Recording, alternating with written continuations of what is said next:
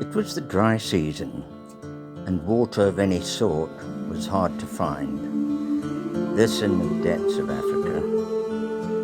The year was 1938. The story is about Bullet Myers, who was my father's stepfather,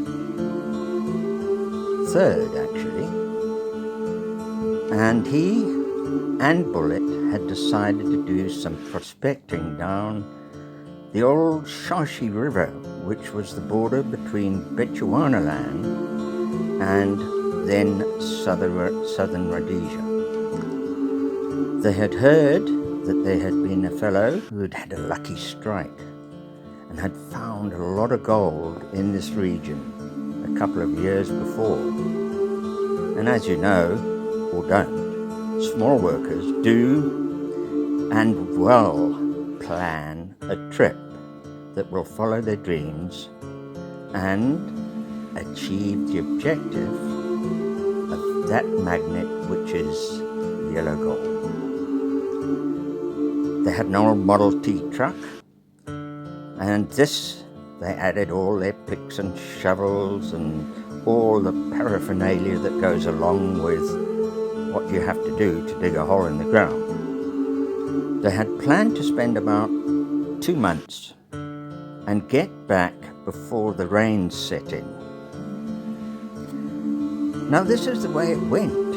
About 2 months into their trip, they were traversing the banks of the Sharshi River, and they found a spot there on the river bank where a kind of wedge of quartzite rock arose from the sand and onto the bank, and there were some huge trees leaning over the river.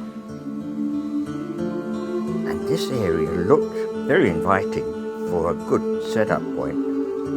So they packed their gear, they put it all into its necessary order and started to pan around the ridge with their prospector's hat, dripping faces because the heat was unbearable, and their pans.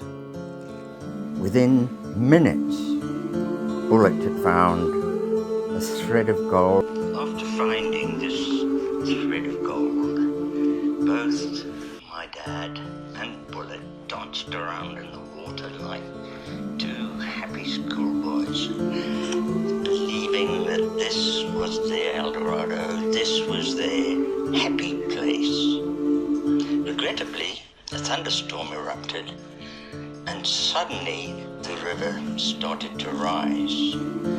So they immediately had to pack up the old Model T4 with all their stuff and head into higher ground.